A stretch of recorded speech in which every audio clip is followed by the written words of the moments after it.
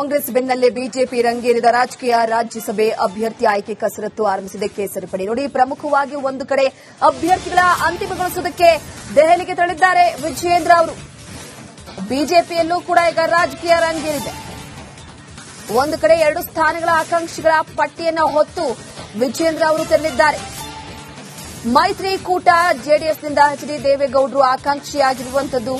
ದೇವೇಗೌಡರು ಸೇರಿ ಉಳಿದವರ ಆಯ್ಕೆಗೆ ಅಂತಿಮಕ್ಕೆ ಈಗ ಕಸರತ್ತು ನಡೆದಿರುವಂತದ್ದು. ಇವತ್ತು ಪಕ್ಷದ ವರಿಷ್ಠರೊಟ್ಟಿಗೆ ದೆಹಲಿಯಲ್ಲಿ ವಿಜಯೇಂದ್ರ ಅವರು ಸಮಾಲೋಚನೆಯನ್ನ ನಡೆಸಲಿದ್ದಾರೆ.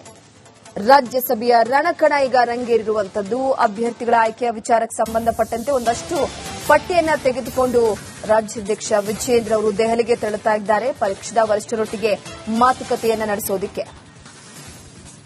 ಈ ಬಗ್ಗೆ ಮತ್ತಷ್ಟು ಮಾಹಿತಿಯನ್ನು ನೀಡುತ್ತಾ ಹೋಗ್ತಾರೆ ನಮ್ಮ ಪ್ರತಿನಿಧಿ ಚಂದ್ರು ಸಂಪರ್ಕದಲ್ಲಿದ್ದಾರೆ. ಚಂದ್ರು, ಪ್ರಮುಖವಾಗಿ ಬಿಜೆಪಿಯಲ್ಲೂ ಕೂಡ ಈ ರಾಜ್ಯಸಭಾ ರಣಕಣ ರಂಗೇರಿರುವಂತದ್ದು. ಅಭ್ಯರ್ಥಿಗಳ ಪಟ್ಟಿಯನ್ನ ಹೊತ್ತೊಯ್ಯಲಾಗ್ತಾ ಇದೆ ವಿಜಯೇಂದ್ರ ಅವರು.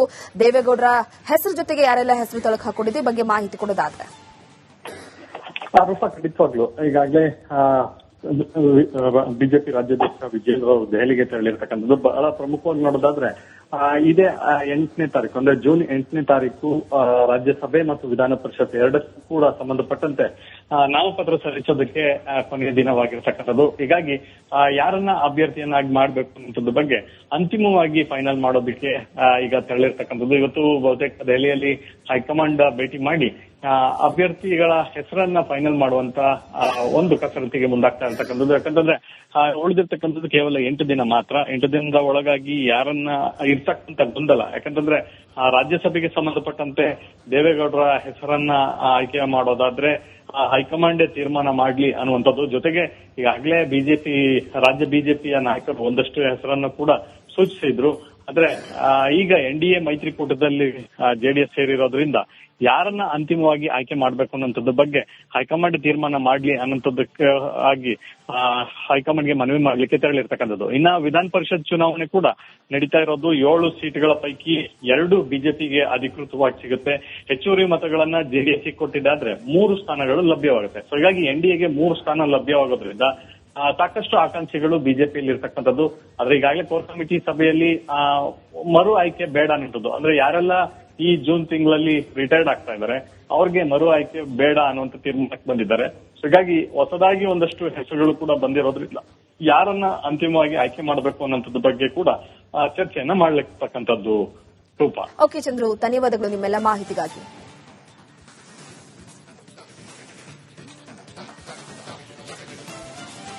ಕಾಂಗ್ರೆಸ್ ಬೆನ್ನಲ್ಲೇ ಬಿಜೆಪಿ ರಂಗೇರಿದ ರಾಜಕೀಯ ರಾಜ್ಯಸಭೆ ಅಭ್ಯರ್ಥಿ ಆಯ್ಕೆ ಕಸರತ್ತು ಆರಂಭಿಸಿದೆ ಕೇಸರಿ ಪಡೆ. ನೋಡಿ, ಪ್ರಮುಖವಾಗಿ ಒಂದು ಕಡೆ ಅಭ್ಯರ್ಥಿಗಳ ಅಂತಿಮಗೊಳಿಸುವುದಕ್ಕೆ ದೆಹಲಿಗೆ ತೆರಳಿದ್ದಾರೆ ವಿಜಯೇಂದ್ರ ಅವರು. ಬಿಜೆಪಿಯಲ್ಲೂ ಕೂಡ ಈಗ ರಾಜಕೀಯ ರಂಗೇರಿದೆ.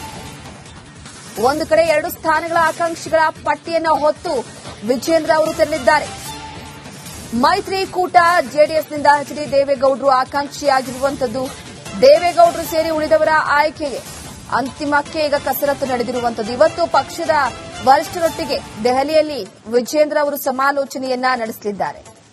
ರಾಜ್ಯಸಭೆಯ ರಣಕಣ ಈಗ ರಂಗೇರಿರುವಂತದ್ದು. ಅಭ್ಯರ್ಥಿಗಳ ಆಯ್ಕೆಯ ವಿಚಾರಕ್ಕೆ ಸಂಬಂಧಪಟ್ಟಂತೆ ಒಂದಷ್ಟು ಪಟ್ಟಿಯನ್ನ ತೆಗೆದುಕೊಂಡು ರಾಜ್ಯಾಧ್ಯಕ್ಷ ವಿಜಯೇಂದ್ರ ಅವರು ದೆಹಲಿಗೆ ತೆರಳುತ್ತಾ ಇದ್ದಾರೆ ಪಕ್ಷದ ವರಿಷ್ಠರೊಟ್ಟಿಗೆ ಮಾತುಕತೆಯನ್ನ ನಡೆಸೋದಕ್ಕೆ.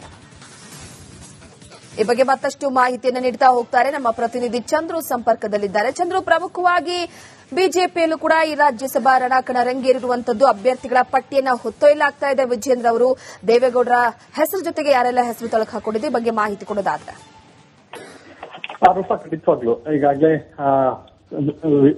ಬಿಜೆಪಿ ರಾಜ್ಯಾಧ್ಯಕ್ಷ ವಿಜಯೇಂದ್ರ ಅವರು ದೆಹಲಿಗೆ ತೆರಳಿರ್ತಕ್ಕಂಥದ್ದು. ಬಹಳ ಪ್ರಮುಖವಾಗಿ ನೋಡೋದಾದ್ರೆ ಇದೇ 8ನೇ ತಾರೀಕು ಅಂದ್ರೆ ಜೂನ್ 8ನೇ ತಾರೀಕು ರಾಜ್ಯಸಭೆ ಮತ್ತು ವಿಧಾನ ಪರಿಷತ್ ಎರಡಕ್ಕೂ ಕೂಡ ಸಂಬಂಧಪಟ್ಟಂತೆ ನಾಮಪತ್ರ ಸಲ್ಲಿಸೋದಕ್ಕೆ ಕೊನೆಯ ದಿನವಾಗಿರ್ತಕ್ಕಂಥದ್ದು. ಹೀಗಾಗಿ ಯಾರನ್ನ ಅಭ್ಯರ್ಥಿಯನ್ನಾಗಿ ಮಾಡಬೇಕು ಅನ್ನೋದ್ರ ಬಗ್ಗೆ ಅಂತಿಮವಾಗಿ ಫೈನಲ್ ಮಾಡೋದಕ್ಕೆ ಈಗ ತೆರಳಿರ್ತಕ್ಕಂಥದ್ದು. ಇವತ್ತು ಬಹುತೇಕ ದೆಹಲಿಯಲ್ಲಿ ಹೈಕಮಾಂಡ್ ಭೇಟಿ ಮಾಡಿ ಅಭ್ಯರ್ಥಿಗಳ ಹೆಸರನ್ನ ಫೈನಲ್ ಮಾಡುವಂತ ಒಂದು ಕಸರತ್ತಿಗೆ ಮುಂದಾಗ್ತಾ ಇರ್ತಕ್ಕಂಥದ್ದು. ಯಾಕಂತಂದ್ರೆ ಉಳಿದಿರ್ತಕ್ಕಂಥದ್ದು ಕೇವಲ 8 ದಿನ ಮಾತ್ರ. 8 ದಿನದ ಒಳಗಾಗಿ ಯಾರನ್ನ ಇರ್ತಕ್ಕಂಥ ಗೊಂದಲ, ಯಾಕಂತಂದ್ರೆ ರಾಜ್ಯಸಭೆಗೆ ಸಂಬಂಧಪಟ್ಟಂತೆ ದೇವೇಗೌಡರ ಹೆಸರನ್ನ ಆಯ್ಕೆ ಮಾಡೋದಾದ್ರೆ ಹೈಕಮಾಂಡೇ ತೀರ್ಮಾನ ಮಾಡ್ಲಿ ಅನ್ನುವಂಥದ್ದು. ಜೊತೆಗೆ ಈಗಾಗಲೇ ರಾಜ್ಯ ಬಿಜೆಪಿಯ ನಾಯಕರು ಒಂದಷ್ಟು ಹೆಸರನ್ನು ಕೂಡ ಸೂಚಿಸಿದ್ರು. ಆದ್ರೆ ಈಗ NDA ಮೈತ್ರಿಕೂಟದಲ್ಲಿ JDS ಸೇರಿರೋದ್ರಿಂದ ಯಾರನ್ನ ಅಂತಿಮವಾಗಿ ಆಯ್ಕೆ ಮಾಡ್ಬೇಕು ಅನ್ನೋಂಥದ್ದು ಬಗ್ಗೆ ಹೈಕಮಾಂಡ್ ತೀರ್ಮಾನ ಮಾಡ್ಲಿ ಅನ್ನೋಂಥದ್ದಕ್ಕೆ ಆಗಿ ಹೈಕಮಾಂಡ್ಗೆ ಮನವಿ ಮಾಡ್ಲಿಕ್ಕೆ ತೆರಳಿರ್ತಕ್ಕಂಥದ್ದು. ಇನ್ನ ವಿಧಾನ ಪರಿಷತ್ ಚುನಾವಣೆ ಕೂಡ ನಡೀತಾ ಇರೋದು. 7 ಸೀಟ್ಗಳ ಪೈಕಿ 2 ಬಿಜೆಪಿಗೆ ಅಧಿಕೃತವಾಗಿ ಸಿಗುತ್ತೆ. ಹೆಚ್ಚುವರಿ ಮತಗಳನ್ನ JDS ಕೊಟ್ಟಿದ್ದಾದ್ರೆ 3 ಸ್ಥಾನಗಳು ಲಭ್ಯವಾಗುತ್ತೆ. ಸೊ ಹೀಗಾಗಿ NDAಗೆ 3 ಸ್ಥಾನ ಲಭ್ಯವಾಗೋದ್ರಿಂದ ಸಾಕಷ್ಟು ಆಕಾಂಕ್ಷಿಗಳು ಬಿಜೆಪಿಯಲ್ಲಿ ಇರ್ತಕ್ಕಂಥದ್ದು. ಆದ್ರೆ ಈಗಾಗಲೇ ಕೋರ್ ಕಮಿಟಿ ಸಭೆಯಲ್ಲಿ ಮರು ಆಯ್ಕೆ ಬೇಡ ಅನ್ನೋದು, ಅಂದ್ರೆ ಯಾರೆಲ್ಲ ಈ ಜೂನ್ ತಿಂಗಳಲ್ಲಿ ರಿಟೈರ್ಡ್ ಆಗ್ತಾ ಇದ್ದಾರೆ ಅವ್ರಿಗೆ ಮರು ಆಯ್ಕೆ ಬೇಡ ಅನ್ನುವಂತ ತೀರ್ಮಾನಕ್ಕೆ ಬಂದಿದ್ದಾರೆ. ಹೀಗಾಗಿ ಹೊಸದಾಗಿ ಒಂದಷ್ಟು ಹೆಸರುಗಳು ಕೂಡ ಬಂದಿರೋದ್ರಿಂದ ಯಾರನ್ನ ಅಂತಿಮವಾಗಿ ಆಯ್ಕೆ ಮಾಡಬೇಕು ಅನ್ನೋಂಥದ್ದು ಬಗ್ಗೆ ಕೂಡ ಚರ್ಚೆಯನ್ನ ಮಾಡ್ಲಿಕ್ಕಂತದ್ದು. ರೂಪಾ. ಓಕೆ ಚಂದ್ರು, ಧನ್ಯವಾದಗಳು ನಿಮ್ಮೆಲ್ಲ ಮಾಹಿತಿಗಾಗಿ.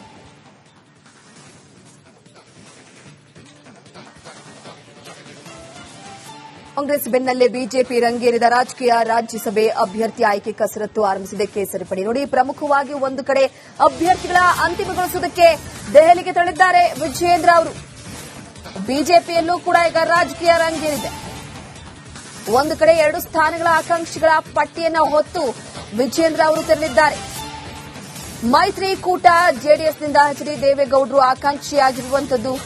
ದೇವೇಗೌಡರು ಸೇರಿ ಉಳಿದವರ ಆಯ್ಕೆಗೆ ಅಂತಿಮಕ್ಕೆ ಈಗ ಕಸರತ್ತು ನಡೆದಿರುವಂತದ್ದು. ಇವತ್ತು ಪಕ್ಷದ ವರಿಷ್ಠರೊಟ್ಟಿಗೆ ದೆಹಲಿಯಲ್ಲಿ ವಿಜಯೇಂದ್ರ ಅವರು ಸಮಾಲೋಚನೆಯನ್ನ ನಡೆಸಲಿದ್ದಾರೆ.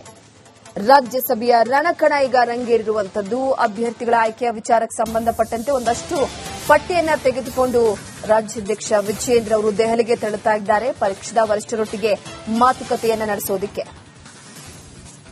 ಈ ಬಗ್ಗೆ ಮತ್ತಷ್ಟು ಮಾಹಿತಿಯನ್ನು ನೀಡುತ್ತಾ ಹೋಗ್ತಾರೆ ನಮ್ಮ ಪ್ರತಿನಿಧಿ ಚಂದ್ರು ಸಂಪರ್ಕದಲ್ಲಿದ್ದಾರೆ. ಚಂದ್ರು, ಪ್ರಮುಖವಾಗಿ ಬಿಜೆಪಿಯಲ್ಲೂ ಕೂಡ ಈ ರಾಜ್ಯಸಭಾ ರಣಕಣ ರಂಗೇರಿರುವಂತದ್ದು. ಅಭ್ಯರ್ಥಿಗಳ ಪಟ್ಟಿಯನ್ನ ಹೊತ್ತೊಯ್ಯಲಾಗ್ತಾ ಇದೆ ವಿಜಯೇಂದ್ರ ಅವರು. ದೇವೇಗೌಡರ ಹೆಸರು ಜೊತೆಗೆ ಯಾರೆಲ್ಲ ಹೆಸರು ತಳಕು ಹಾಕೊಂಡಿದೆ ಈ ಬಗ್ಗೆ ಮಾಹಿತಿ ಕೊಡೋದಾದ್ರೆ. ಖಂಡಿತವಾಗ್ಲು ಈಗಾಗಲೇ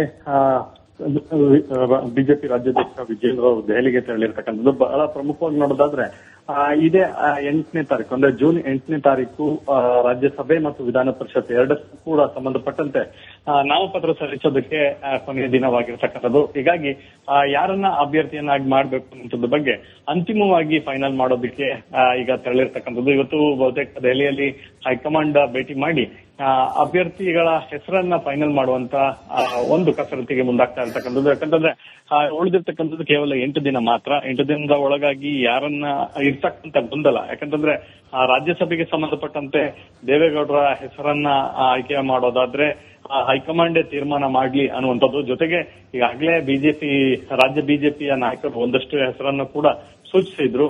ಆದ್ರೆ ಈಗ NDA ಮೈತ್ರಿಕೂಟದಲ್ಲಿ JDS ಸೇರಿರೋದ್ರಿಂದ ಯಾರನ್ನ ಅಂತಿಮವಾಗಿ ಆಯ್ಕೆ ಮಾಡ್ಬೇಕು ಅನ್ನೋಂಥದ್ದು ಬಗ್ಗೆ ಹೈಕಮಾಂಡ್ ತೀರ್ಮಾನ ಮಾಡ್ಲಿ ಅನ್ನೋಂಥದ್ದಕ್ಕೆ ಆಗಿ ಹೈಕಮಾಂಡ್ಗೆ ಮನವಿ ಮಾಡ್ಲಿಕ್ಕೆ ತೆರಳಿರ್ತಕ್ಕಂಥದ್ದು. ಇನ್ನ ವಿಧಾನ ಪರಿಷತ್ ಚುನಾವಣೆ ಕೂಡ ನಡೀತಾ ಇರೋದು. 7 ಸೀಟ್ಗಳ ಪೈಕಿ 2 ಬಿಜೆಪಿಗೆ ಅಧಿಕೃತವಾಗಿ ಸಿಗುತ್ತೆ.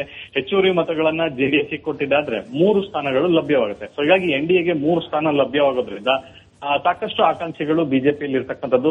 ಆದ್ರೆ ಈಗಾಗಲೇ ಕೋರ್ ಕಮಿಟಿ ಸಭೆಯಲ್ಲಿ ಮರು ಆಯ್ಕೆ ಬೇಡ ಅನ್ನೋದು, ಅಂದ್ರೆ ಯಾರೆಲ್ಲ ಈ ಜೂನ್ ತಿಂಗಳಲ್ಲಿ ರಿಟೈರ್ಡ್ ಆಗ್ತಾ ಇದ್ದಾರೆ ಅವ್ರಿಗೆ ಮರು ಆಯ್ಕೆ ಬೇಡ ಅನ್ನುವಂತ ತೀರ್ಮಾನಕ್ಕೆ ಬಂದಿದ್ದಾರೆ.